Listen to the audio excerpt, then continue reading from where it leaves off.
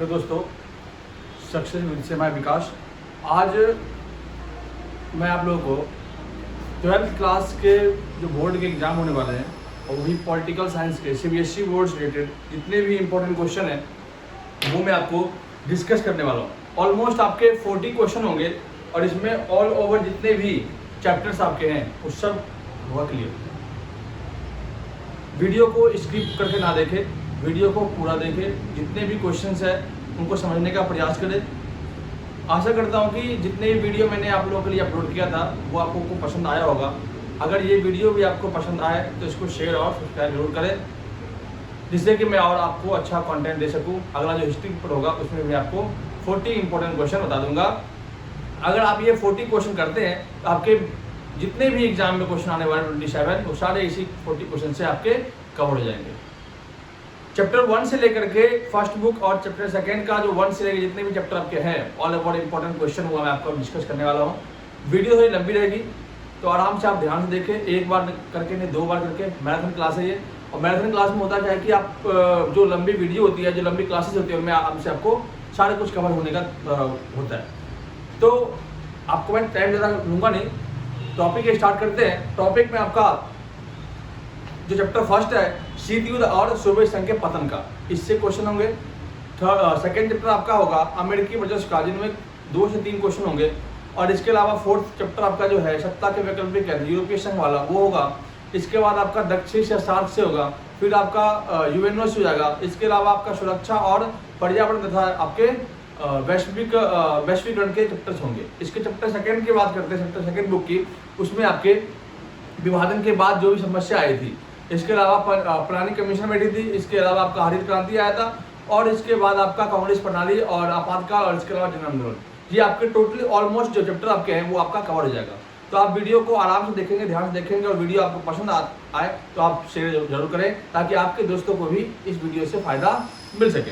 ज़्यादा से ज़्यादा शेयर करने का प्रयास करेंगे, और वीडियो अगर आप देख रहे हैं तो आप लाइक करना और सब्सक्राइब करना ना भूलें। दोस्तों, पहला टॉपिक आपका है शीत युद्ध है क्या। तो बहुत लोगों को कन्फ्यूजन होता है, अभी भी जिन बच्चों ने नहीं पढ़ा है उनके लिए है कि शीत युद्ध है क्या।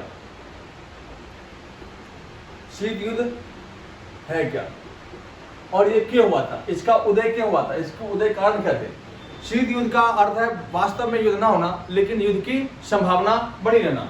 वास्तव में एक ऐसा युद्ध होता है, वास्तव में युद्ध ना होना, लेकिन युद्ध की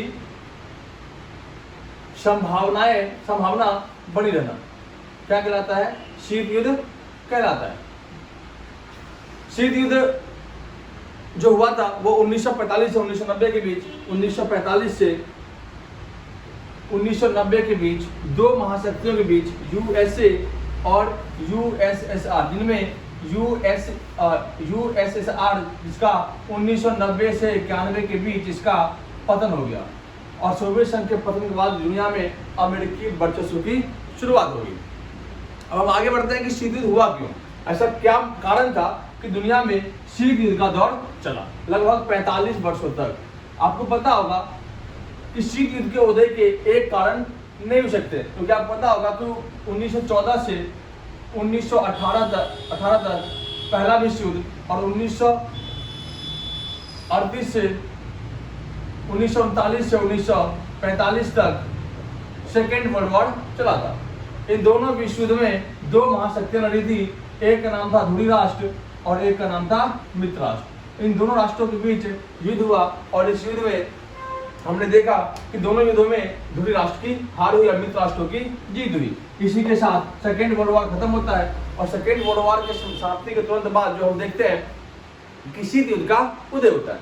शीत युद्ध के उदय के कई कारण हैं, जिनमें नंबर 1 पॉइंट आपका वैचारिक मतभेद, विचारधाराओं में अंतर, वैचारिक मतभेद। दूसरा पॉइंट आपका है यूएसएसआर द्वारा यूरोप के देशों पर कब्जा। थर्ड पॉइंट आपका आता है यूएसए द्वारा जापान पर परमाणु हमला। नेक्स्ट टॉपिक आपका आता है, नेक्स्ट जो पॉइंट आपका आता है ट्रूमैन सिद्धांत। फिर आपका आता है मार्शल योजना। मार्शल योजना, ये तमाम पॉइंट है। इसके अलावा कोरिया संकट भी है, वियतनाम संकट भी है, कांगो संकट भी है, क्यूबा मिसाइल संकट भी है। ये तमाम जो है शीत युद्ध के उदय का कारण कहा जाता है। विचारधारा में अंतर की बात करते हैं तो विचारधारा में दो महाशक्तियां थी, एक का नाम था यूएसए और एक का नाम था यूएसएसआर। यूएसए जो था ये कैपिटलिज्म अर्थात पूंजीवादी गुट का था, जबकि ये आपका साम्यवादी गुट का था। कई बार इसके अर्थ पूछे जाते हैं तो पूंजीवाद का अर्थ है संसाधनों पर, उत्पादन के साधनों पर निजी व्यक्ति का अधिकार होना, और साम्यवाद का अर्थ है उत्पादन के साधन पर राज्यों का नियंत्रण होना। तो दो अलग अलग इनमें गुट है, एक आपका यूएसए, एक आपका यूएसएसआर। दोनों के बीच विचारधाराओं में अंतर हुआ, जिस कारण से दुनिया में शीत युद्ध का दौर चला। यूएसएसआर द्वारा कब्जा 1942 से 43 के आसपास सोवियत संघ अपना विस्तार करना शुरू कर दिया, जिनमें यूरोप के कई देशों पर अपना कब्जा जमा लिया, जिनमें चेकोस्लोवाकिया हो गया, रोमानिया हो गया, पोलैंड हो गया, हंगरी हो गया। इन सभी देशों पर कब्जा करना शुरू कर दिया। इस विस्तार को देख करके अमेरिका भी सोवियत संघ के खिलाफ कार्रवाई करना शुरू कर दिया, और सोवियत संघ के प्रभाव और दूसरे विश्व युद्ध को खत्म करने के लिए अमेरिका ने 6 और 9 अगस्त 1945 को जापान के, ये चीज आप ध्यान रखना, कब 6 अगस्त और 9 अगस्त, कब डेट आपका 1945। जापान के दो शहर थे, एक का नाम हिरोशिमा और एक का नाम नागासाकी। इन दोनों शहरों पर परमाणु हमला किया, और इस परमाणु हमले के बाद सोवियत संघ का थोड़ा बहुत प्रसार कम हुआ, लेकिन शीत युद्ध का तनाव बढ़ता ही चला गया। ट्रूमैन सिद्धांत, ट्रूमैन अमेरिका का राष्ट्रपति था, उसने पूंजीवाद का समर्थन दिया और साम्यवाद का विरोध करते हुए कई सारे कदम उठाए, तो जिनमें कोरिया संकट होता है, कांगो संकट भी होता है, इसी टाइम में होता है। और मार्शल योजना भी ट्रूमैन के टाइम पे हुआ था। मार्शल योजना था क्या, तो 1948 में अमेरिकी विदेश मंत्री था मार्शल। इसके अंतर्गत एक प्लान बैठाया गया और कहा गया कि जिन यूरोपीय देशों पर अमेरिका ने कब्जा किया, सोवियत संघ ने कब्जा किया है, उन यूरोपीय देशों को आर्थिक सहायता देकर के पूंजीवाद में उनको बदला जाए। इस प्रकार से सोवियत संघ और अमेरिका के बीच तनाव कई कारणों से बढ़ा और शीत युद्ध लगभग 1945 तक चलता रहा। शीत युद्ध के टाइम में कई सारे महत्वपूर्ण घटनाएं हुई। उन घटनाओं पर एक बार गौर करते हैं और उन घटनाओं से संबंधित जितने भी क्वेश्चन आपके बनते हैं वो हम आपको दिखाते हैं। पॉइंट को नोट करते रहेंगे जिन बच्चों ने नहीं किया है, और जो नए बच्चे हैं वो शेयर करना ना भूलें। ठीक, शीत युद्ध के समय में प्रमुख घटनाएं, शीत युद्ध के समय में प्रमुख घटनाएं। अब शीत युद्ध के समय में प्रमुख घटनाएं हुई थी, जिनमें सबसे बड़ा पॉइंट आपका आता है, एक तो है आपका क्यूबा मिसाइल संकट। क्यूबा मिसाइल संकट। एक आता आपका गुट निरपेक्ष आंदोलन। गुट निरपेक्ष आंदोलन।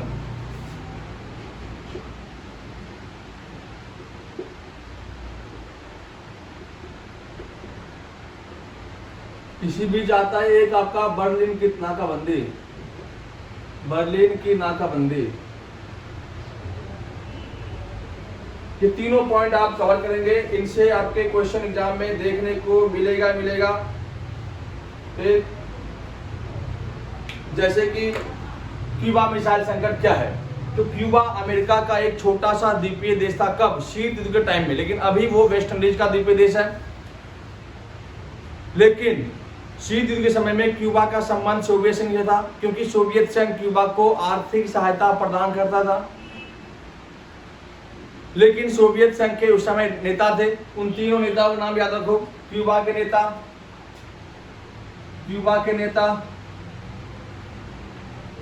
यूएसए के नेता और यूएसएसआर के नेता।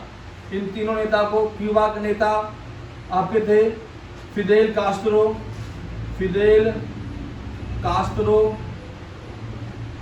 यूएसएसआर के थे निकिता खुर्शचेव, ये आदमी था निकिता खुर्शचेव, और यूएसए का था जॉन एफ कैनेडी। ये घटना हुई थी 1962 में। सोवियत संघ ने क्या किया कि क्यूबा को नियंत्रण करने के लिए, और सोचा कि सोवियत संघ के नेता जो थे निकिता खुर्शचेव, उनको लगा कि अमेरिका जब मर्जी क्यूबा पर अटैक कर सकता है। इस डर की वजह से सोवियत यूनियन ने क्या किया, क्यूबा द्वारा अमेरिका पर परमाणु बम तैनात कर दिया। छोड़ा नहीं था, बल्कि तैनात करके छोड़ दिया, क्योंकि निकिता खुर्शचेव चाह रहा था कि क्यूबा क्यों ना सैनिक अड्डा बदला जाए। अगर क्यूबा सैनिक अड्डा बनता है यूएसएसआर का, तो अमेरिका के ऊपर निगरानी रखने में आसानी होगी। लेकिन उसे डर था कि कहीं अमेरिका उस पर हमला न कर दे। इसी वजह से उसने क्या किया, अपने मिलिट्री मतलब परमाणु बम तैनात कर दिया। किसके ऊपर? अमेरिका के ऊपर। अमेरिका को लगभग 21 दिन के बाद पता चला, जॉन एफ कैनेडी ने ऐसा कुछ करने से इनकार कर दिया कि अगर उसने कोई भी गलत कदम उठाया उस टाइम पे, तो सबसे ज्यादा नुकसान अमेरिका को ही झेलना पड़ेगा। इस वजह से जॉन एफ कैनेडी ने ऐसा कुछ नहीं किया। लेकिन हमने देखा कि जॉन एफ कैनेडी ने सोवियत संघ को समझाने का प्रयास किया। जब नहीं माना, तब जाकर के अमेरिका ने भी सोवियत संघ के ऊपर मिसाइल तैनात कर दिया। दोनों महाशक्ति पहली बार आमने सामने आ गए, और यह एक प्रकार से शीत युद्ध का चरम बिंदु बन गया। बहुत से देशों का मानना था कि अब ये शीत युद्ध जो है ये तीसरा विश्व युद्ध बन जाएगा। लेकिन यूएनओ और गुटनिरपेक्ष आंदोलन ने क्या किया, इनके महत्वपूर्ण संगठनों ने क्या किया, दोनों देशों के नेताओं को बुलाया, उनसे बातचीत की और दोनों देशों के बीच शांति वार्ता की। इस प्रकार से क्यूबा मिसाइल संकट तनाव को कम किया गया। बर्लिन की नाकाबंदी की बात करते हैं तो 1961 में बर्लिन की दीवार बनी थी। 1961 में बर्लिन की दीवार बनी थी। ये क्या था, तो जर्मनी है। जर्मनी में दो जर्मनी आपका है, एक का नाम है ईस्ट जर्मनी, एक का नाम वेस्ट जर्मनी। ईस्ट जर्मनी और वेस्ट जर्मनी के बीच एक दीवार खड़ी गई। यह दीवार लगभग 150 किलोमीटर लंबी दीवार थी, जो 1961 में था। ईस्ट जर्मनी जो था ये आपका साम्यवादी गुट का था, साम्यवाद को समर्थन दे रहा था, जबकि वेस्ट जर्मनी ये पूंजीवाद को। इन दोनों में ये हो गई कि ईस्ट जर्मनी को लगने लगा कि वेस्ट जर्मनी का डेवलपमेंट हो रहा है, इसलिए ईस्ट जर्मनी के लोग वेस्ट जर्मनी की ओर प्लान करना शुरू कर दिए। लाखों की तादाद में जो है वेस्ट जर्मनी में लोग शिफ्ट हो गए।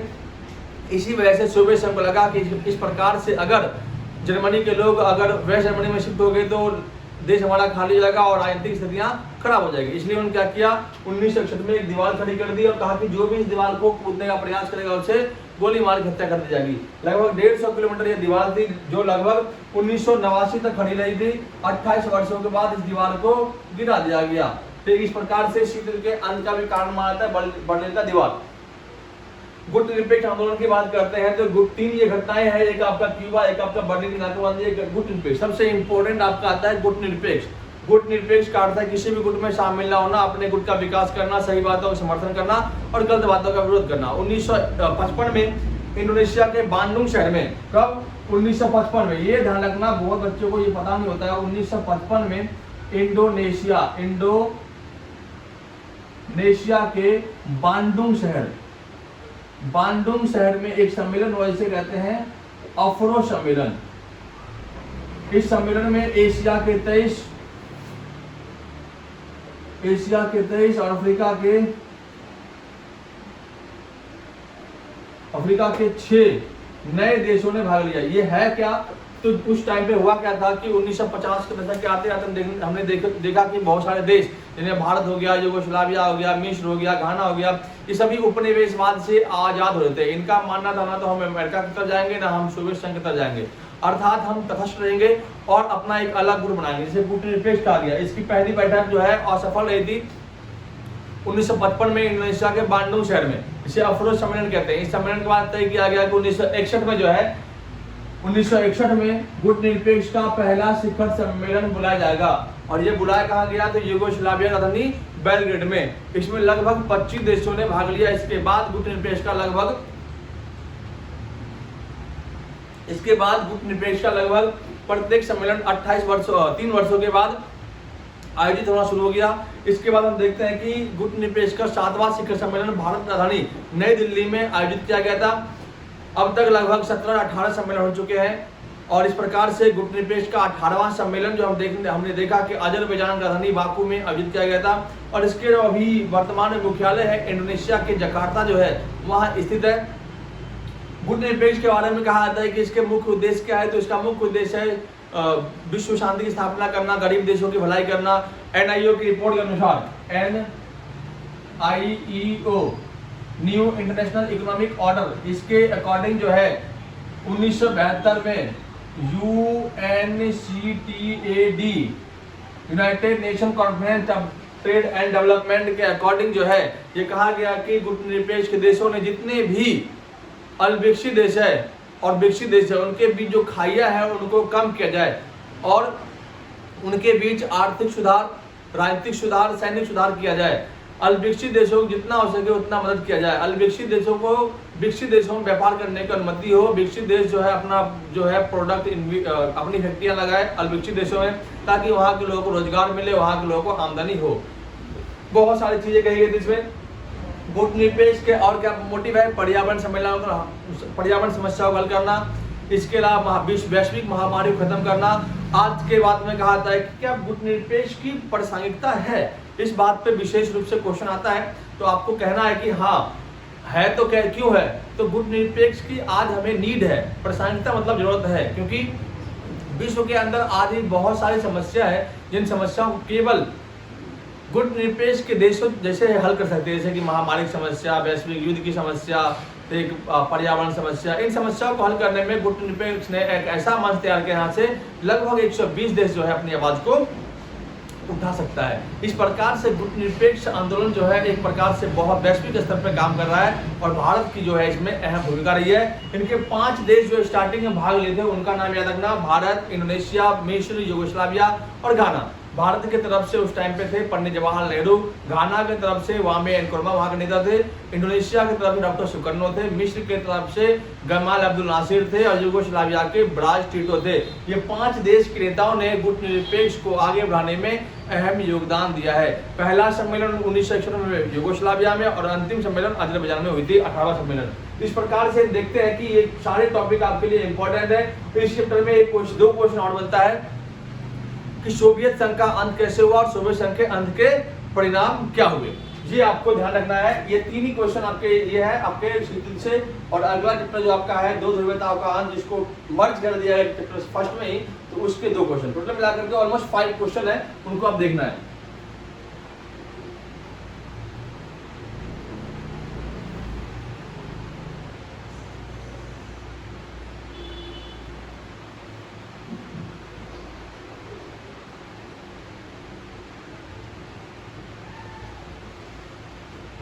दो क्वेश्चन आपसे आपका है, सोवियत संघ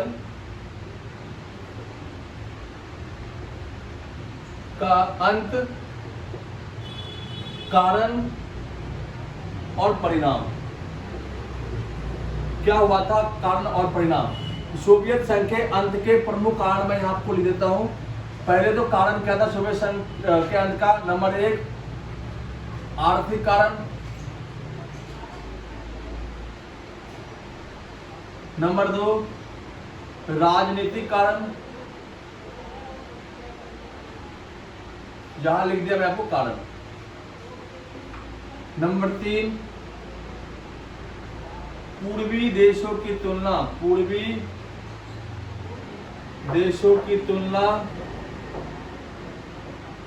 पश्चिम देशों से, पश्चिम के देशों से।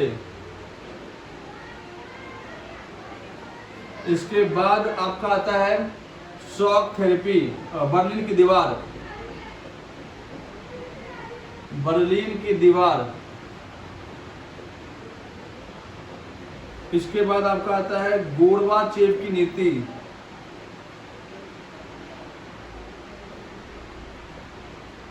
इसके बाद आपका लास्ट पॉइंट आता है शॉक थेरेपी।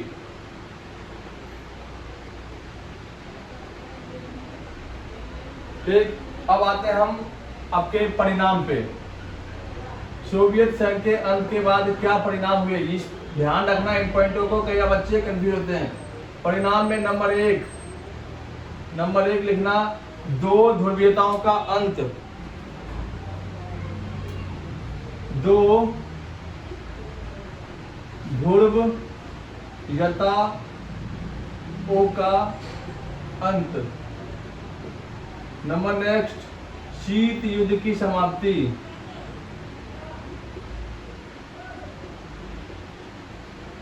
नंबर नेक्स्ट, अमेरिकी वर्चस्व।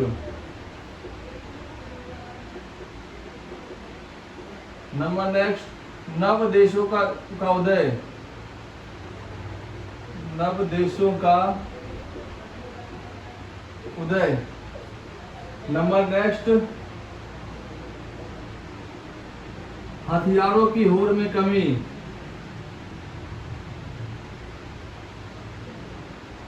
होड़ में कमी। नंबर नेक्स्ट, वैश्वीकरण का उदय।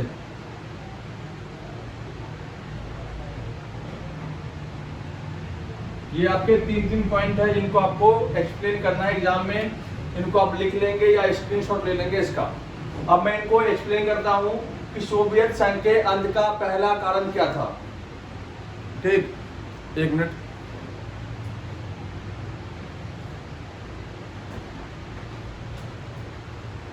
जैसे कि मैं आप लोगों को एक्सप्लेन कर रहा हूं कि सोवियत संघ के अंत का कारण, आर्थिक कारण की बात करते हैं तो आर्थिक कारण में सोवियत संघ की अर्थव्यवस्था पूर्ण रूप से खराब हो गई थी, क्योंकि सोवियत संघ अपना सारा धन हथियार बनाने में खर्च कर दिया। इतना ही आपको लिखना है।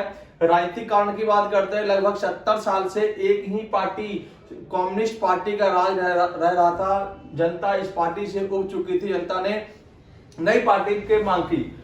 पूर्वी देशों की तुलना, पूर्वी देशों के लोगों को लगने लगा कि पश्चिमी देशों का विकास हो रहा है, लेकिन सोवियत संघ के जो नेता थे वो दिलासा दे रहे थे कि नहीं, हमारे देश का विकास हो रहा है। लेकिन जनता को मालूम हो चुका था, इसलिए वो पश्चिम देश की ओर जाना शुरू कर दिए।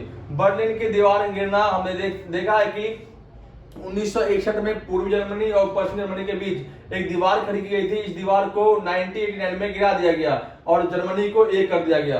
गोरबाचेव की नीति 1985 में गोरबाचेव सोवियत संघ का राष्ट्रपति बना और उसने दो प्रकार की नीति अपनाई। उस एक नीति को कहते हैं ग्लासनोस्त, ग्लासनोस्त, और दूसरा आपका पेरेस्टोरिका, पेरेस्टोरिका। ये दो प्रकार की नीति थी। एक का नाम है खुलेपन और एक का नाम है पुनर्गठन। इसको भी ध्यान रखना, पुनर्गठन। इस नीति के बाद जो हमने देखा कि ऑलमोस्ट सोवियत संघ का अंत होना शुरू हो गया। शॉक थेरेपी एक प्रकार से ये अंतर्राष्ट्रीय विश्व बैंक और मुद्रा कोष था जो लोन देता था।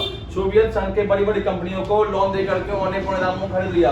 सोवियत संघ की अर्थव्यवस्था इतनी खराब होगी, सोवियत संघ का जो है जो बचा कुचा जो बची कुची अर्थव्यवस्था थी वो भी खत्म हो गई। इस प्रकार से सोवियत यूनियन का अंत हो गया। अब देखते हैं परिणाम में। जैसे ही सोवियत संघ का अंत हुआ, दो महाशक्तियां थी जिनमें से एक का अंत हो गया सोवियत संघ का, बच गया अमेरिका। अर्थात दो ध्रुवीयताओं का अंत। नंबर दो, शीत युद्ध की समाप्ति 1945-1990 तक दुनिया में शीत युद्ध चल रहा था, लेकिन सोवियत संघ के अंत के साथ ही शीत युद्ध का अंत हो गया। अमेरिकी वर्चस्व, जैसे ही दो ध्रुवीयताओं का अंत हुआ, अमेरिकी वर्चस्व की शुरुआत होगी और पूंजीवाद का प्रसार दुनिया में होने लगा। नव देशों का उदय, जितने भी सोवियत संघ के अंदर देश थे वो नए नए देश का जो है इमर्ज होना शुरू हो गया और सोवियत संघ जो है 15 गणराज्यों में सबसे बड़ा रूस बन गया। हथियारों की होड़ में कमी, हमने देखा कि शीत ऋतु के समय में अमेरिका और सोवियत संघ दोनों ही बड़े पैमाने पर एक दूसरे को टक्कर देने के लिए हथियार बना रहे थे, लेकिन जैसे सोवियत संघ का अंत हुआ हथियार बनने बंद हो गए। वैश्वीकरण का उदय 1990 के बाद हमने देखा कि दुनिया में अमेरिका ने वैश्वीकरण की शुरुआत की और पूरे विश्व को एक करने का प्रयास किया, पूंजीवाद को फैलाने का प्रयास किया। इस प्रकार से सोवियत संघ के अंत के कारण और ये हो गया आपका परिणाम। ये दो ही क्वेश्चन आपके इंपॉर्टेंट बन रहे हैं जिनको आपको याद करना है। अब आपका नेक्स्ट चैप्टर आपका है अमेरिकी वर्चस्व। थोड़ा फटाफट चलेंगे और जिसके कारण की सिलेबस आपका बहुत ज्यादा है।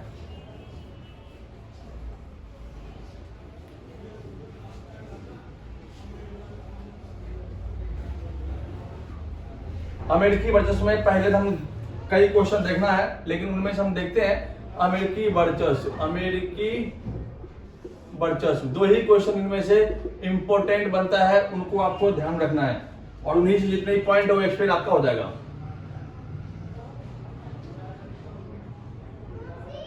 एक तो अमेरिकी वर्चस्व के कारण और एक अमेरिकी वर्चस्व के मार्ग में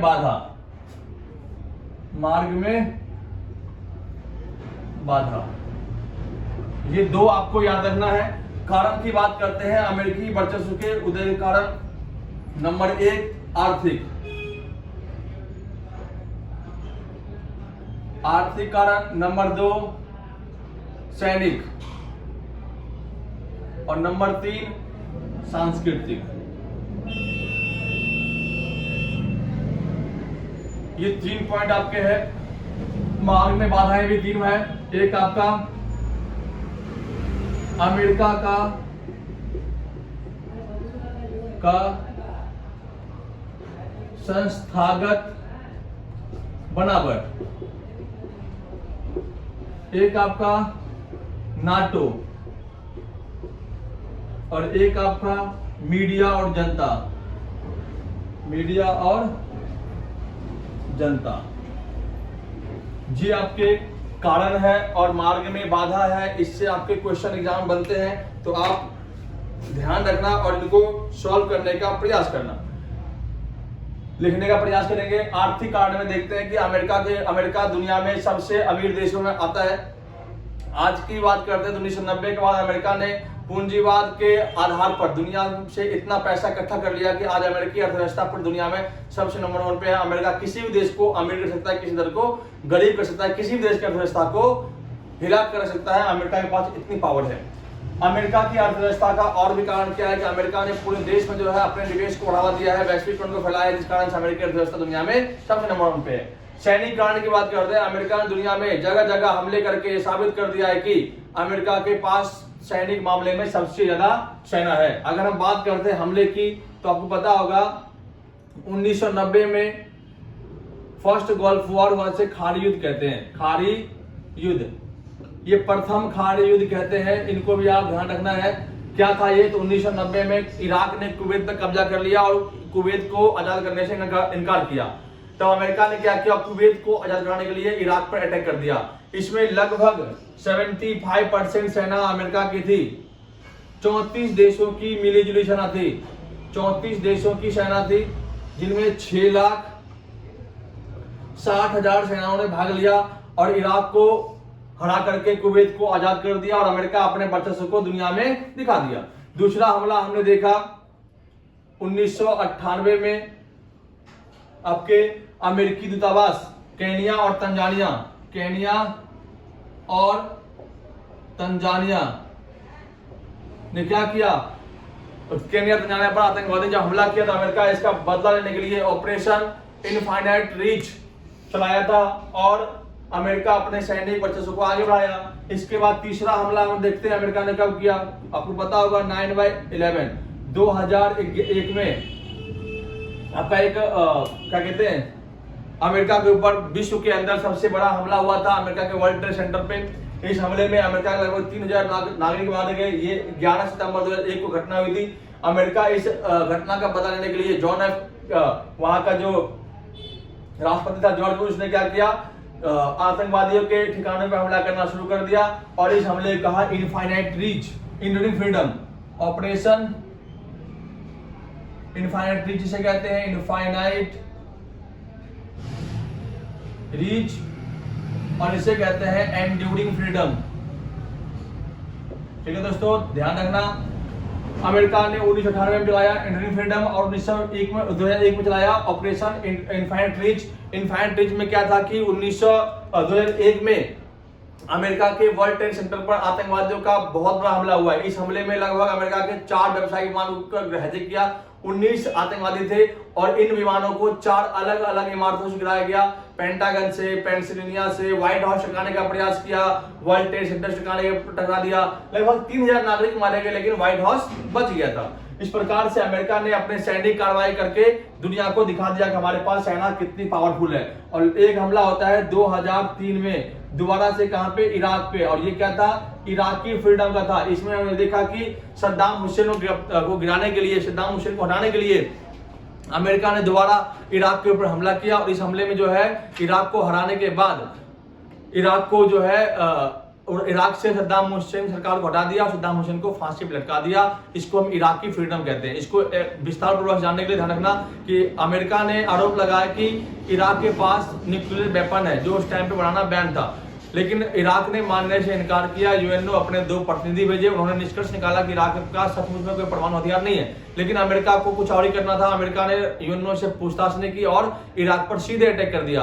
और इराक पर अटैक करने के बाद इराक के जो नेता थे, जो प्रधानमंत्री थे, जिसका नाम था सद्दाम हुसैन, उसे गिरफ्तार करके उसको फांसी पर लटका दिया। इस प्रकार से इराक से जो है सद्दाम हुसैन को हटा दिया। इसे कहते हैं इराकी फ्रीडम।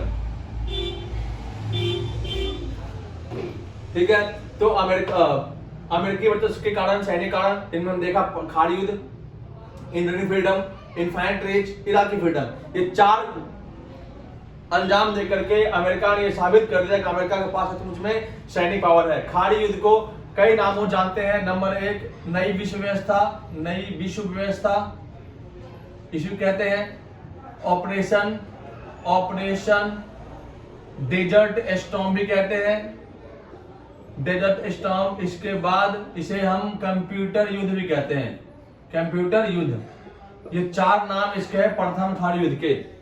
इसके बाद सांस्कृतिक कारण की बात करते हैं तो अमेरिकी संस्कृति दुनिया में प्रचलित है। आज हम अमेरिकी जींस, नीली जींस, पेप्सी, कोका कोला, जितने भी ब्रांड है, अच्छे अच्छे ब्रांड से, BMW कार हो गया, और भी पिज्जा बर्गर जितने हम खाते हैं, और जितने भी हम चीजें आज शॉपिंग मॉल में घूमते हैं, कब क्या है, पब म्यूजिक सुनते हैं, अब जो हम बियर बार जाते हैं, सब क्या है, आज हम अमेरिकी संस्कृति में घुल चुके हैं। दुनिया में अमेरिकी संस्कृति ने बहुत अच्छा पकड़ बना रखा है। आज हम एप्पल का आईफोन यूज करते हैं, वो भी आपके अमेरिकन कंपनी है। इस प्रकार से आज अमेरिकी जो है कंपनी पूरे दुनिया में आज जो है अपने आप को गढ़ बना रखी है। आज की युवा पीढ़ी अमेरिकी संस्कृति को प्रॉपर वे में अपना रही है, जिस कारण से अमेरिकी वर्चस्व जो है को बढ़ावा दी जा रही है। इस प्रकार से अमेरिकी वर्चस्व के 3 कारण तो है, वही हमने देखा कि इनके मार्ग में बाधाएं भी है। बाधा देखते हैं अमेरिका के संस्थागत बनावट में हमने देखा कि अमेरिका के सरकारें हैं, जिनमें कार्यपालिका, न्यायपालिका और सीनेट है, जो तीनों आपस में नियंत्रण करता है। कोई भी बिल पास होता है, अगर तीनों में से एक ने भी रद्द कर दिया तो बिल पास नहीं होगा। और अमेरिका कभी भी गलत काम करता है, कार्यपालिका गलत काम करता है, तो अमेरिका के ऊपर आरोप लगाने का प्रयास किया जाता है, और इस प्रकार से अमेरिका गलत काम करने से रोकता है।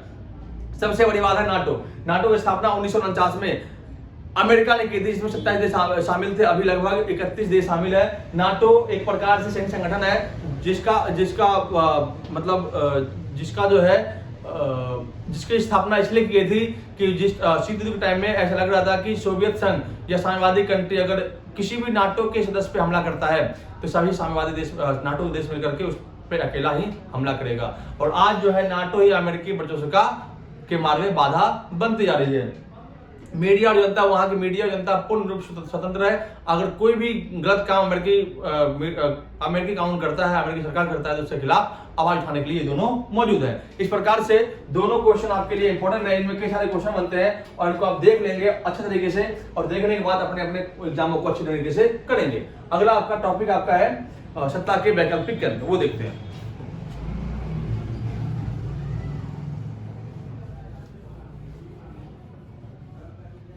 लगभग 7 क्वेश्चन आपके हो चुके हैं।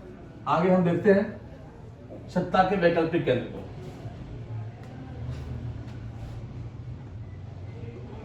सत्ता के वैकल्पिक केंद्र,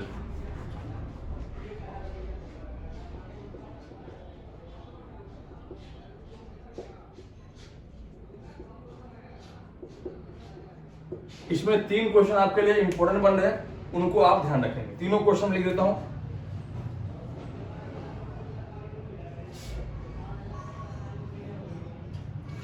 एक आपका है यूरोपीय संघ,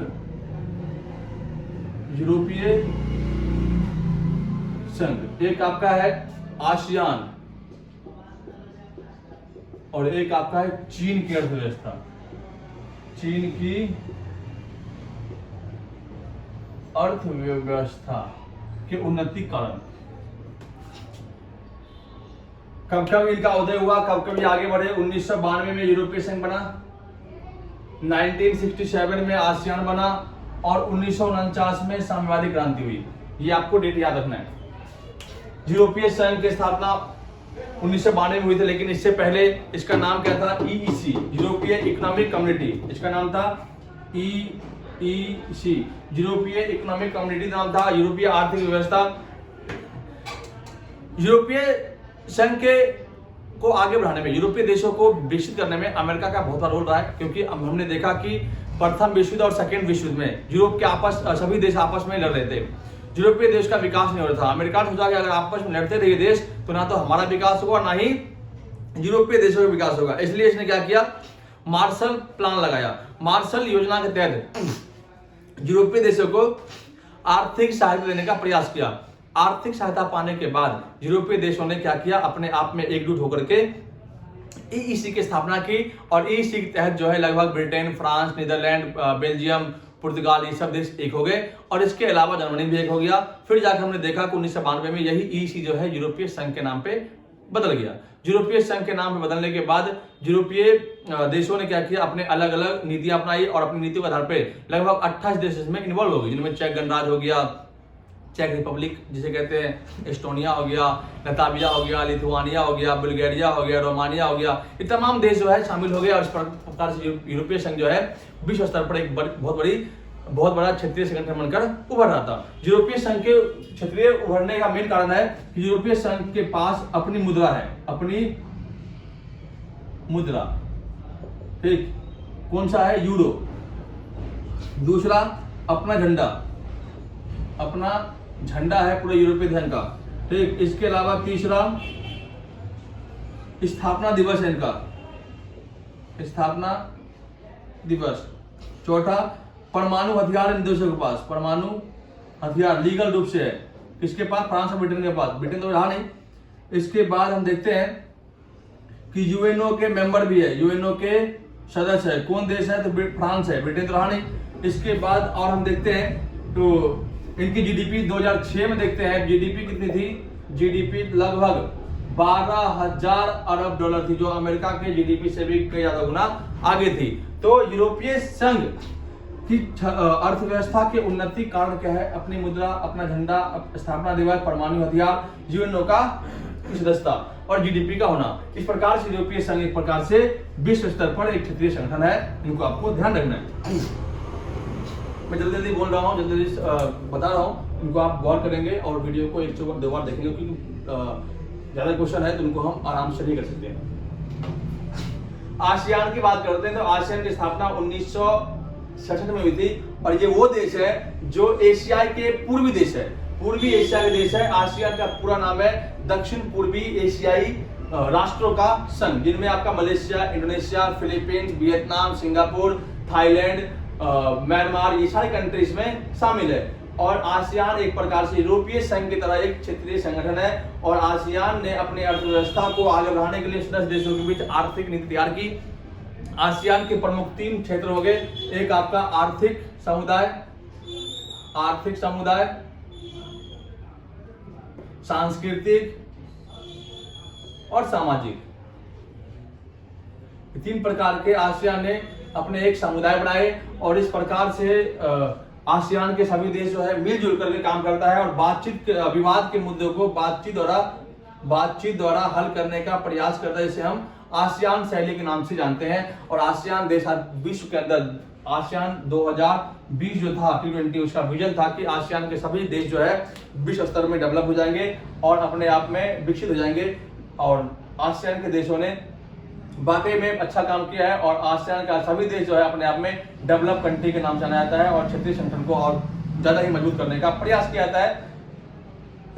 चीन की अर्थव्यवस्था की बात करते हैं तो 1949 में चीन में एक साम्यवादी क्रांति हुई। चीन ने क्या किया, साम्यवाद को अपना करके माओ से तुंग के नियंत्रण में एक वहां पे साम्यवादी रेवोल्यूशन हुई थी।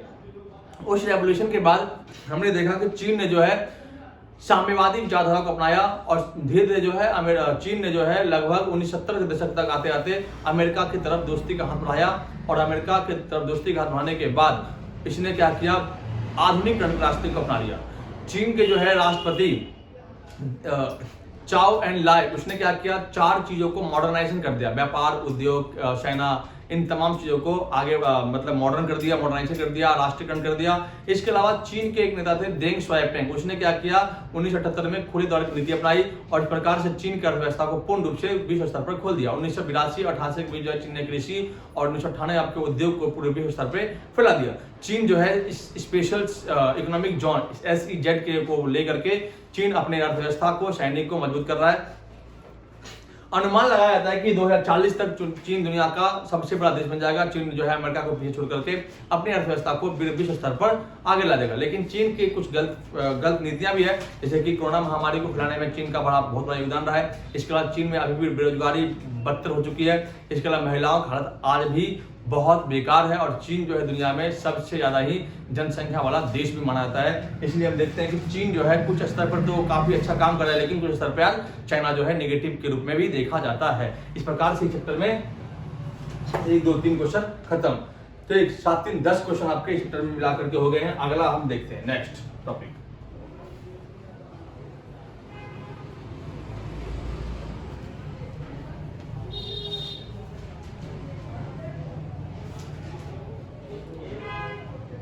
नेक्स्ट देखते हैं आपका शार्क या दक्षेश।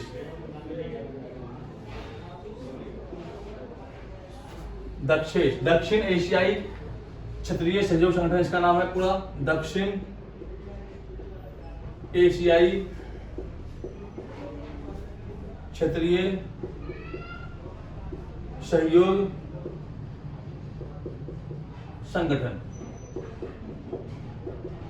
ये आपका दक्षेश का पूरा नाम है। इस चैप्टर में कई सारे क्वेश्चन है, उनको देखेंगे। नंबर 1 आपका दक्षेश है क्या,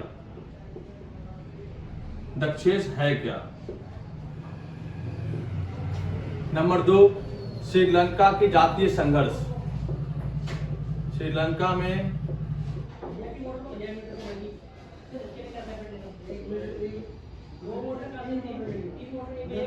संघर्ष। इसके बाद आपका है पाकिस्तान और भारत के संबंध और भारत के साथ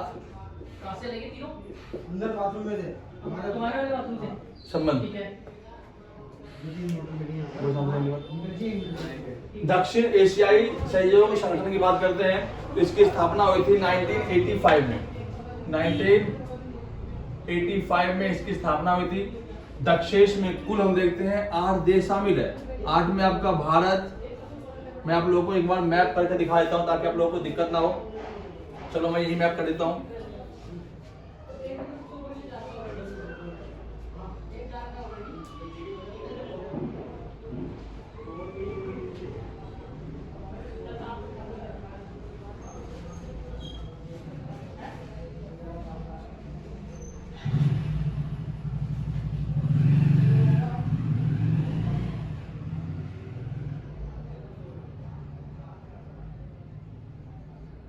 मैप में देखेंगे आप कौन कौन से देश कहां कहां पे है।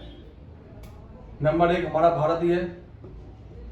नंबर 2 अपना पड़ोसी देश पाकिस्तान। नंबर 3 आपका Afghanistan. Number next Sri Lanka. Sri Lanka. Number next Nepal. Next Bhutan. Number next Bangladesh और नेक्स्ट यहां मालदीव है। गिनती करेंगे 1 2 3 4 5 6 7 8। टोटल आपके दक्षेश के अंदर 8 मेंबर ऑफ कंट्री है और दक्षेश जिस प्रकार से यूरोपीय संघ और आसियान है, उसी प्रकार से ये भी एक प्रकार से क्षेत्रीय संगठन है जो अपने ही क्षेत्रीय देशों के हितों के बीच बढ़ावा देता है और बढ़ावा देने के बाद आपसी विवादों को हल करता है और हल करने के बाद अपने आप को विकसित करने का प्रयास करता है। सार्क जो है 2 प्रकार के एनजीओ बनाया है, SAFTA साफ्टा संगठन बनाया है और एक SAPTA साफ्टा। इसका फुल फॉर्म क्या पूछा जाता है? South Asian free trade organization, ठीक, या agreement, South Asian primary trade agreement. ये 2 प्रकार के संगठन है जो सार्क के अंदर ही जो व्यापार में सहयोग देता है, फ्री व्यापार की बात करता है, व्यापार में प्राथमिकता देने की बात करता है। सार्क के आपसी देशों में ही कुछ गड़बड़ी कारण सार्क क्षेत्रीय संगठन में उभर पा नहीं रहा है, जिनमें हम देखते हैं कि सार्क के अंदर श्रीलंका की सबसे बड़ी समस्या थी सिंगले की। वो जो अभी पॉइंट लिखवाया था आपको, वो देखे कि 1948 में श्रीलंका को आजादी मिली ब्रिटिश सरकार से। आजादी के बाद हमने देखा कि श्रीलंका ने बहुसंख्यकवाद को अपनाया। श्रीलंका के अंदर तमिल, सिंहली नामक 2 समुदाय के लोग थे, लेकिन सिंहलियों की संख्या अधिक होने के कारण सिंहलियों को सारा अधिकार दे दिया, जिस कारण से तमिल लोग अपने अधिकारों की मांग करने लगे। जब तमिल लोगों को अपना अधिकार नहीं दिया तो वहां पे एक आतंकवादी संगठन बना लिया गया जिसका नाम था लिट्टे। ठीक, ये लिट्टे आतंकवादी संगठन जो है श्रीलंका सरकार से दबाव बनाने लगा, उन्हें तमिल नामक श्रीलंका के अंदर ही एक देश दे दिया। जब नहीं दिया तो उन्होंने क्या किया? श्रीलंका सरकार के ऊपर अटैक करने का प्रयास किया। भारत के उस समय राजीव गांधी थे जिन्होंने जो है भारत के श्रीलंका में शांति दूत भेज करके भारत के अंदर श्रीलंका के अंदर शांति की स्थापना करने का प्रयास किया, लेकिन लिट्टे आतंकवादी ने गलतफहमी के कारण राजीव गांधी की हत्या करवा दी। इस प्रकार देखते हैं कि 2008 तक जो है ये समस्या चली, लेकिन अंत में जो है श्रीलंका की समस्या को हल करके तमिल लोग अपने अधिकार दे दिए गए। इस प्रकार से देखते हैं भारत और पाकिस्तान के बीच हमने देखा कि भारत और पाकिस्तान की बात करते हैं तो भारत और पाकिस्तान एक पड़ोसी देश रह चुका है। भारत और पाकिस्तान जो है, एक मिनट,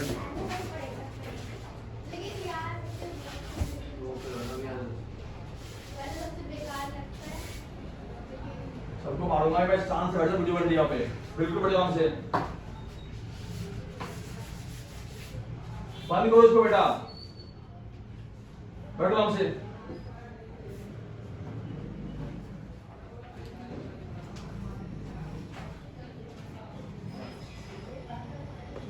भारत और पाकिस्तान के संबंध की बात करते हैं। भारत और पाकिस्तान के संबंध हमेशा से खराब रहा है।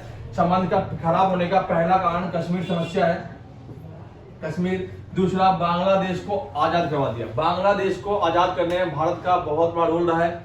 हमने देखा कि जब भारत आजाद हुआ तो आजादी के बाद हमने देखा कि भारत जो है 2 पार्टों में बढ़ गया। जमीनों को बंटवारा सेम भागों में हुआ था। भारत जो है अकेला, भारत जो की भूमि ये मिल गई और पाकिस्तान को ये वाला भाग और बांग्लादेश का भाग मिल गया। पाकिस्तान के लोग बांग्लादेश के ऊपर अत्याचार कर रहे थे। उन अत्याचारों से बचने के लिए बांग्लादेश के लोगों ने भारत से मदद मांगी। 80 लाख शरणार्थी जब भारत में प्रवेश हो गए तो भारत जो है इसकी सहायता की, किसके? बांग्लादेश की। तो पाकिस्तान ने जब भारत पर अटैक कर दिया तो भारत और पाकिस्तान को युद्ध हुआ 1971 में। 1971 युद्ध में हमने देखा कि पाकिस्तान की बुरी तरह से हार हुई, बांग्लादेश का उदय हुआ। कश्मीर समस्या को लेकर के दिन प्रतिदिन विवाद चलते जा रहा था। इस प्रकार से हमने देखा कि पाकिस्तान और भारत के बीच संबंध जो है ढंग से स्थापित नहीं हो पा रहे थे। तो कश्मीर समस्या होगा ठीक संबंध के कारण, अच्छे बेकार कारण। इसके अलावा बांग्लादेश का उदय 1965 का युद्ध या 1971 का युद्ध लिखना, 1971 का युद्ध, 1965 का युद्ध, 1999 का कारगिल युद्ध, आतंकवाद का प्रशिक्षण, सीमा विवाद, ये हमेशा से ही भारत और पाकिस्तान के बीच विवाद का कारण रहा है। इस कारण से भारत और पाकिस्तान के संबंध बन नहीं पाए हैं। इस प्रकार से हमने देखा कि भारत और पाकिस्तान के संबंध और बांग्लादेश का उदय और श्रीलंका से जो भी क्वेश्चन बन रहे हैं आपके, वो आपको नोट करना है। क्वेश्चन आपका हो गया दक्षेश क्या है? श्रीलंका में जातीय संघर्ष करवा दिया और पाकिस्तान भारत के संबंध में बांग्लादेश को ऐड कर दिया है। ये तमाम चीजों को आप आराम से लिख लेंगे और याद करने का प्रयास करेंगे। अगला टॉपिक आपका है यूएनओ का, वो देखते हैं।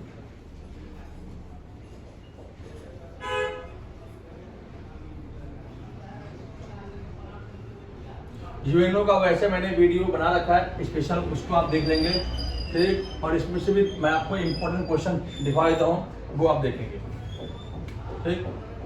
UNO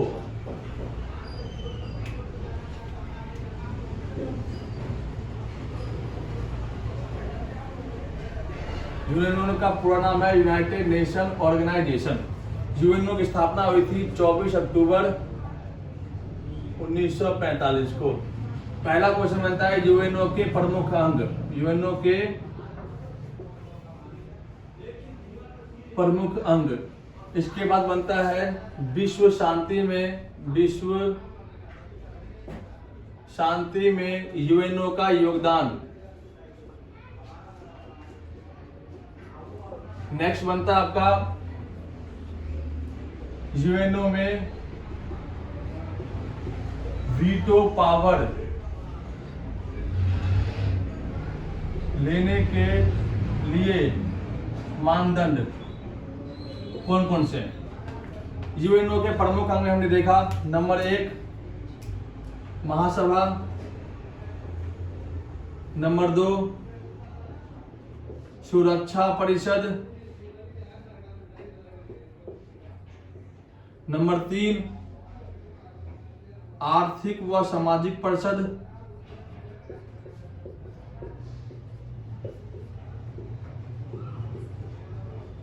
number 4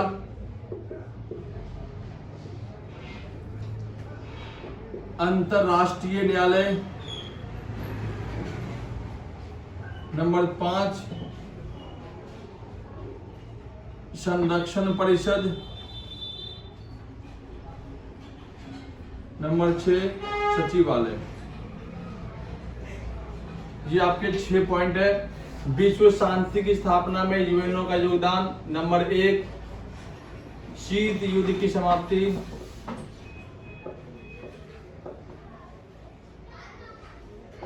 number 2 Cuba missile संकट को हल, नंबर नेक्स्ट हथियारों पर रोक, मानव अधिकारों का समर्थन,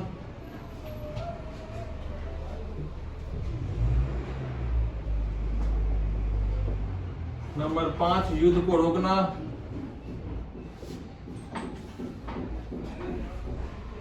नंबर नेक्स्ट आतंकवाद की समाप्ति, आतंकवाद के खिलाफ कार्रवाई। ये पॉइंट आप नोट कर लेंगे। यूएनओ में वीटो पावर लेने के लिए मानदंड लोकतांत्रिक देश होना चाहिए, लोकतांत्रिक देश का होना, जनसंख्या अच्छी खासी होना, क्षेत्रफल अच्छा हो,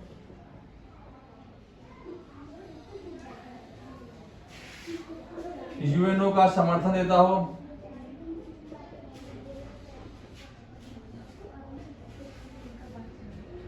अर्थव्यवस्था अच्छी हो,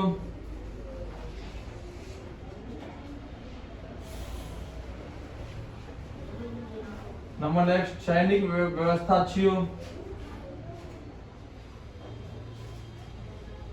ये तमाम पॉइंट है आप लोगों को लिखना है और इसको एक्सप्लेन अगर समझना है तो आप अगली जो नेक्स्ट वीडियो डली हुई है डिस्क्रिप्शन में चेक करें, वो आपको इनमें मैंने एक्सप्लेन कर रखा है, इनको आप लिख लेंगे। ठीक है दोस्तों, रफ करते हैं इसको।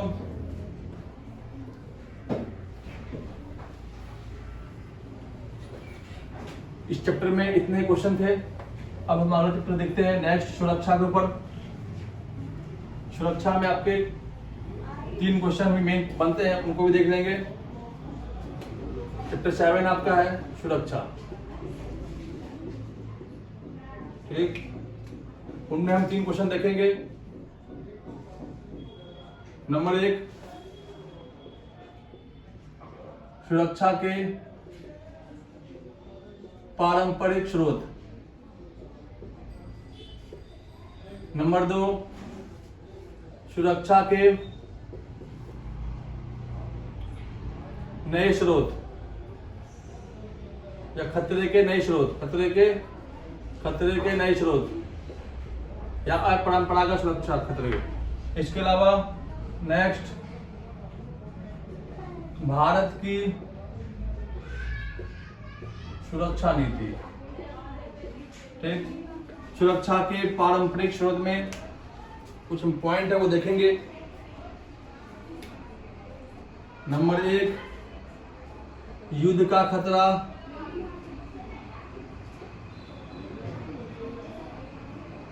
साम्राज्यवाद का खतरा,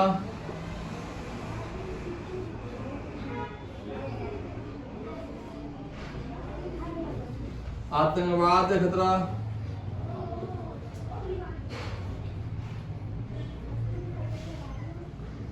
भूखमरी, महामारी।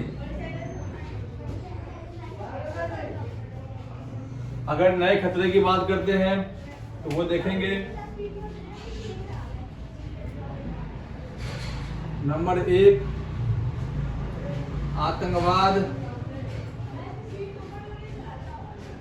पर्यावरण संबंधी खतरे, बीमारी और महामारी।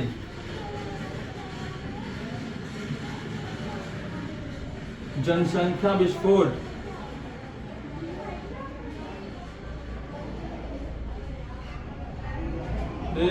जी आपके खतरे के नए स्रोत हैं, इनको आप एक्सप्लेन कर लेंगे ध्यान से। भारत की सुरक्षा नीति के 4 प्रमुख घटक हैं। अर्थव्यवस्था मजबूत करना,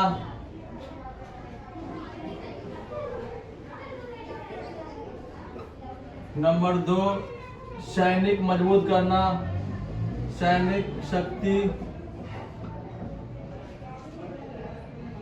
मजबूत करना, नंबर 3,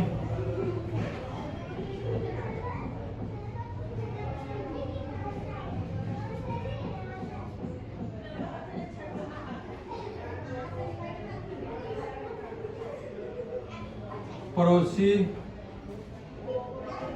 देशों के साथ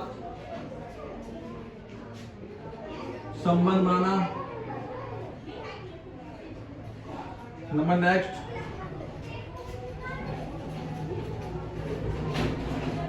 अंतर्राष्ट्रीय संस्था में भाग लेना। जी आपको नोट करना है और इनको एक्सप्लेन करने की बात करते हैं। तो युद्ध खतरा पहले व्यापक रूप से था कि आपस में देश लड़ते जा रहे थे। पहला खतरा साम्राज्यवाद, पहले गुलाम बनाने वाले देश बहुत सारे थे। बड़े बड़े जो देश थे वो छोटे मोटे देशों को गुलाम बनाने का प्रयास करते थे। भारत भी गुलाम था। आतंकवाद खतरे आज भी है और पुराने भी थे। आतंकवाद आज वैश्विक खतरा बन चुका है, जिनमें हम देखते हैं IS आतंकवादी, तालिबानी, तो पाकिस्तानी आतंकवादी, जिन्होंने देश पूरे विश्व में जो है अपना आतंक मचा रखा है। भुखमरी, पहले अनाज का उत्पादन कम था, इस कारण से भुखमरी समस्याएं, पैदावार कम होने के कारण भुखमरी समस्या पैदा होती थी। महामारी, पहले वैश्विक महामारी में हैजा हो गया, स्वाइन फ्लू हो गया, बर्ड फ्लू हो गया, तो एक प्लेग नामक महामारी हो गई। महामारी जो है पूरे वैश्विक खतरों को जन्म देता था। आतंकवाद, नए खतरे भी है, पुराने खतरे भी है। आतंकवाद बता दिया। पर्यावरण समस्या देख लो, ग्लोबल वार्मिंग समस्या आती है, तापमान में वृद्धि हो रही है, तो अधिक ठंड पड़ रहा है, अधिक गर्मी पड़ रही है, बाढ़ आ रहा है। बीमारी, महामारी में कोरोना जैसी महामारी है, कैंसर जैसी बीमारियां आ रही है। जनसंख्या विस्फोट, जनसंख्या जो है पूरे विश्व में जो है विस्फोट होने वाला है। लगभग 7 से 8 मिलियन जनसंख्या जो है पहुंचने वाला है। भारत की सुरक्षा नीति की बात करते हैं। आर्थिक मजबूत करना। भारत जो है अपनी सुरक्षा नीति के अंतर्गत अपनी अर्थव्यवस्था को मजबूत किया है। सैन्य शक्ति की बात करते हैं। भारत के पास सेना काफी मजबूत में है। भारत का जल, थल, वायु तीनों सेनाएं मजबूत है। पड़ोसी देश भारत जो है आज अपने पड़ोसी देशों के साथ जो है संबंध को बेहतर कर रहा है। अंतर्राष्ट्रीय संस्थाओं भाग लेना। भारत जो है G20, G7, G8, G9 जितने भी अंतर्राष्ट्रीय स्तर पर सम्मेलन होते हैं भाग लेकर अपनी सुरक्षा नीति को मजबूत करने का प्रयास करता है। जी आपको नोट करना है। आगे हम देखते हैं। आपके 13 और 10 और 3 13 क्वेश्चन हो गए इस चैप्टर से, और भी 6 क्वेश्चन और होंगे, वो आप देखेंगे। 6 क्वेश्चन देखते हैं कौन कौन से हैं। एक तो आपका चैप्टर हो गया पर्यावरण से, पर्यावरण और प्राकृतिक संसाधन। तो देखते हैं इसको, पर्यावरण और प्राकृतिक संसाधन को ध्यान से। वीडियो को 2 बार पार्टों में बनाया जाएगा। एक पार्ट आपको आज मिल जाएगा, एक पार्ट आपको अगले दिन मिल जाएगा, जिनमें आपको अभी लगभग 16-17 क्वेश्चन मिलेंगे और अगले पार्ट हमको 16-17 क्वेश्चन मिलेंगे। तो ऑलमोस्ट आपकी वीडियो क्लियर हो जाएंगे। पर्यावरण और प्राकृतिक संसाधन। पर्यावरण प्राकृतिक संसाधन देखना, हम देखते हैं सबसे पहली बात कि साझी संपदा क्या है। साझी संपदा क्या है, नंबर 1। दूसरा, रियो सम्मेलन क्या है। रियो सम्मेलन क्या है। नंबर नेक्स्ट, क्योटो सम्मेलन क्या है। नंबर नेक्स्ट, ब्रिक्स क्या है। और लास्ट, भारत ने पर्यावरण को बचाने के लिए क्या योगदान किया है। बचाने के लिए योगदान, ये तमाम क्वेश्चन देखेंगे। साझी संपदा क्या है, वह संपदा जो किसी एक का नहीं, जब बल्कि उस पर पूरे विश्व का अधिकार हो, उसे हम साझी संपदा कहते हैं। जिनमें हम देखते हैं अंटार्कटिका हो गया, पहाड़ हो गया, पर्वत हो गया, नदी हो गया, झील, झरने, सूर्य, चंद्रमा, जितने भी वो साझी संपदा, इस पर पूरे दुनिया का अधिकार है। तो साझी संपदा आज दुनिया भर में है, तो खतरे भी है। तो इनको बचाने के लिए आज मुहिम चली जा रही है कि अगर साझी संपदा को खतरा हुआ तो दुनिया में हमारे जीवन खतरा बनेगा। तो इसको बचाने के लिए आज तरह तरह के सम्मेलन बुलाए जाते हैं। हमने देखा कि साझी संपदा की सुरक्षा के लिए बताया गया कि साझी संपदा लेकिन जिम्मेदारियां अलग अलग। कहने का मतलब यह है कि जो देश जितना पर्यावरण को अधिक नुकसान करेगा, उन्हें पर्यावरण की उतनी ही अधिक भरपाई करनी होगी। अर्थात जो जितना खाएगा वो उतना भरपाई करेगा। तो जितने भी तमाम विकसित देश है आज पर्यावरण को सबसे अधिक नुकसान कर रहा है, इसलिए उन्हें पर्यावरण की अधिक भरपाई करनी होगी। साझी संपदा लेकिन जिम्मेदारियां अलग अलग से, हमें यही समझते हैं। इसके अलावा हम देखते हैं कि साझी संपदा को बचाने के लिए 1992 में रियो सम्मेलन हुआ था। रियो सम्मेलन, जिसे हम पृथ्वी सम्मेलन कहते हैं, ये ब्राजील के शहर रियो डी जेनेरियो में हुआ था। ब्राजील के राजधानी है, ब्राजील के शहरी है रियो शहर, वहां पे हुआ था, जिसे हम रियो सम्मेलन या पृथ्वी सम्मेलन के नाम जानते हैं। इसमें वैश्विक तापमान में वृद्धि, ग्लोबल वार्मिंग समस्या, जितने भी खतरनाक गैस है उसके उत्सर्जन पे प्रतिबंध लगाने की बात हो रही थी।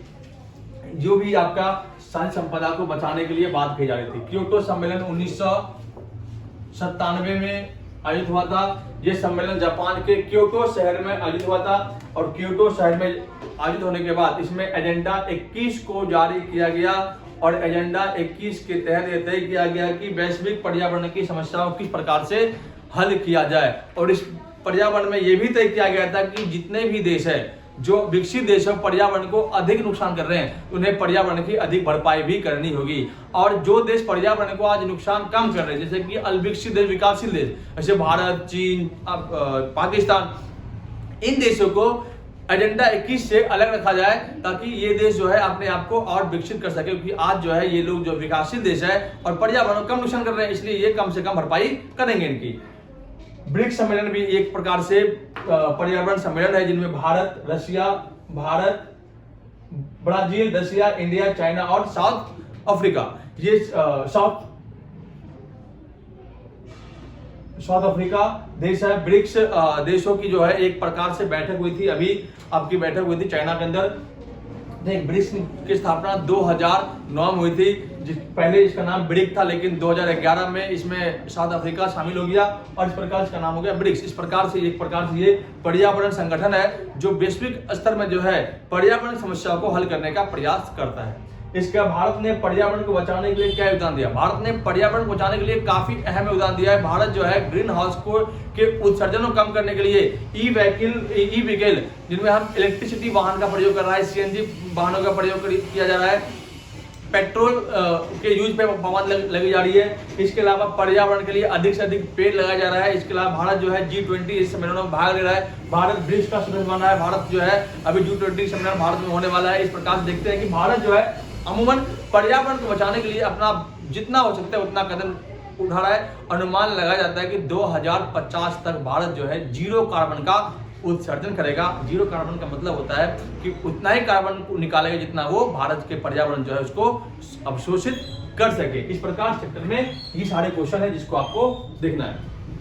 अगला जो इस चैप्टर का लास्ट चैप्टर आपका है और इसमें जो आपके लगभग 3 ही क्वेश्चन बनते हैं उनको देखना है। 13, 4, 17 और 3, 20 क्वेश्चन एक चैप्टर से आपके बन चुके हैं, जिनमें आपको लास्ट चैप्टर आपका वैश्वीकरण से है, वो देखेंगे। वैश्वीकरण,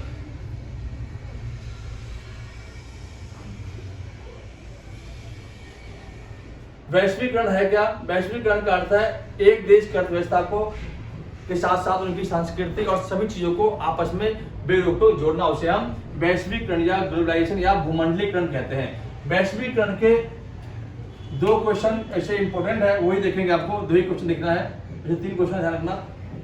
नंबर 1, वैश्वीकरण के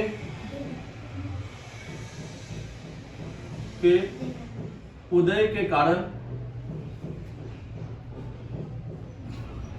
नंबर 2, वैश्वीकरण का प्रभाव। और नंबर नेक्स्ट,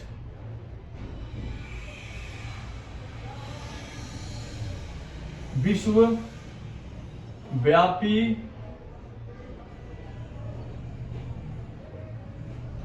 पारस्परिक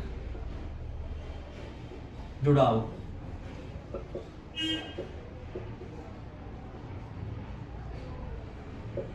ठीक, ये आपको ध्यान रखना है। वैश्वीकरण के उदय कारण, वैश्वीकरण के उदय कई कारण है जिन्हें हम देखते हैं। तकनीक में सुधार, तकनीक में सुधार। नंबर 2, पूंजी की अधिकता।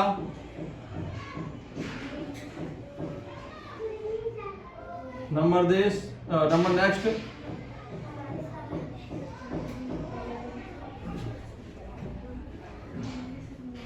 लोकतांत्रिक देश।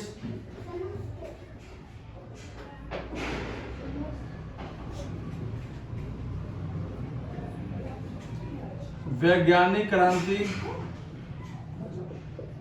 ये तमाम जो है वैश्वीकरण के उदय कारण है, इनको आपको नोट करना है। वैश्वीकरण के प्रभाव पे हम देखते हैं। आर्थिक प्रभाव,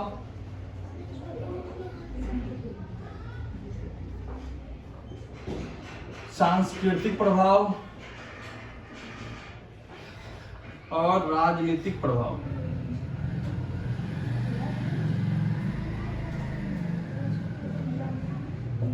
ठीक, तकनीक में सुधार से क्या हुआ? तकनीक में सुधार से एक पॉइंट और लिखना इसमें, यातायात के साधन अच्छे होने।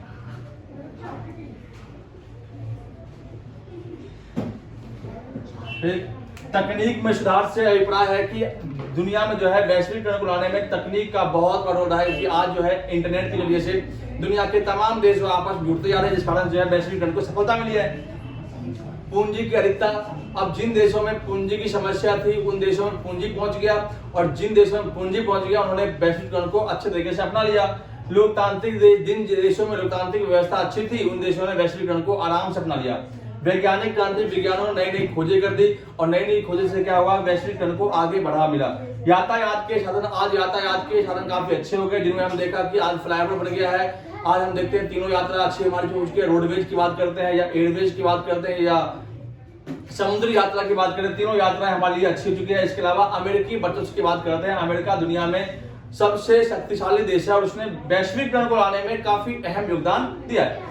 अब देखते हैं वैश्वीकरण का प्रभाव। वैश्वीकरण का आर्थिक प्रभाव देखते हैं कि आज दुनिया के तमाम देशों पर वैश्वीकरण का आर्थिक प्रभाव पड़ा है। आर्थिक प्रभाव में कुछ अच्छे प्रभाव देखने को मिला, जिनमें देखते हैं कि विकासित देश विकसित की ओर बढ़ा है और अविकसित देश विकासशील की ओर आगे बढ़ा है। लेकिन इसमें हम आर्थिक गुलामी की बात करते हैं तो आज जो है बड़ी बड़ी एमएनसी कंपनियां जो है देश दुनिया में स्थापित होकर के अधिक से अधिक काम लेकर के कम से कम पैसे देने की बात करता है। आज हम आर्थिक रूप से गुलाम हो चुके हैं। आज हमारे पास जो है आर्थिक क्षेत्र में इतना हम नुकसान हो चुके हैं कि आज वस्तु विनिमय साधन, हमारे कुटीर उद्योग सब कुछ खत्म हो चुका है। सांस्कृतिक प्रभाव की बात करते हैं। भारत जो है आज वैश्वीकरण का विरोध इसीलिए कर रहा है क्योंकि भारत की संस्कृति जो है पूर्ण रूप से नष्ट हो चुकी है, क्योंकि भारत जो है पश्चिमीकरण में आ चुका है। भारत की युवा पीढ़ी आज पश्चिमी संस्कृति को पूर्ण रूप से अपनाता है और अपनी संस्कृति को खत्म करते जा रहा है। इसलिए भारत जो है वैश्वीकरण का विरोध करता है, क्योंकि भारत के अंदर हमने देखा कि आज अमेरिकी नीली जीन्स, अमेरिकी त्योहार, वैलेंटाइन डे की बात करते हैं या पॉप म्यूजिक की बात करते हैं, हिप हॉप डांस की बात करते हैं या शॉपिंग मॉल की बात करते हैं, इन्होंने पूर्ण रूप से हमारे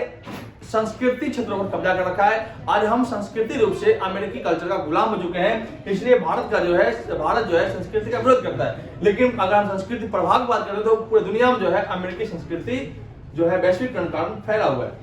आज पूरे विश्व की संस्कृति एक दूसरे देशों में फैली हुई है। आज हमारे संस्कृति भी ब्रिटेन जैसे देशों में चलती जा रही है। आज रशियन कल्चर में देखते हैं हमारी संस्कृति काफी ज्यादा ही बड़े पैमाने में बढ़ता जा रहा है। राजनीतिक प्रभाव की बात करते हैं तो हमने देखा कि राजनीतिक स्तर पर हमने देखा कि आज हम गुलाम है। आज राज जो है अपने क्षेत्रों पे काम नहीं कर रहा है, राज विहीन समाज हो गया। जो काम राज को करना चाहिए वो काम पुलिस कर रही है। आज किसी के हाथ में कोई पावर नहीं है, क्योंकि सारे पावर जो है बड़े बड़े कंपनियों के हाथ में है, उन्हीं को देखकर कानून बनाया जा रहा है। इसलिए वैश्वीकरण का विरोध हो रहा है और वैश्वीकरण का प्रभाव हमें राजनीति से लेकर संस्कृति से लेकर आर्थिक क्षेत्र पर देखने को मिलता है। विश्वव्यापी पारस्परिक जुड़ाव मतलब होता है कि आज तमाम देश जो है संस्कृति रूप से हो, समाज के रूप से हो, सेना के रूप से हो, तमाम चीजों से लेकर के आपस में जुड़ते जा रहे हैं, जिसे हम विश्वव्यापी पारस्परिक जुड़ाव कहते हैं। विश्वव्यापी पारस्परिक जुड़ाव में हम देखते हैं कि आमतौर पर सभी देश एक हो जाते हैं, जिस कारण से आमतौर पर शांति व्यवस्था को देखने को मिलता है, जिनमें हम देखते हैं कि युद्ध की होने की संभावना बहुत ही कम होती है और देश दुनिया का जो है विकसित होना शुरू होता है और देश दुनिया जो है एक आपस में जो है काफी अच्छे स्तर पर पहुंच रहा है। इस प्रकार से तमाम क्वेश्चनों को देखते हैं कि 20 क्वेश्चन आपको एक्सप्लेन कर दिया है। इन क्वेश्चनों को आप ध्यान से 1 से 2 बार देखेंगे। कल आपको नेक्स्ट वीडियो आपको मिल जाएगी, इनमें आपके 20 क्वेश्चन होंगे। टोटल ऑलमोस्ट 40 क्वेश्चन है और उनको देखने के बाद आपके एग्जाम में अच्छे नंबर आने की संभावनाएं हैं। वीडियो अगर पसंद आया तो लाइक और सब्सक्राइब जरूर करें। धन्यवाद।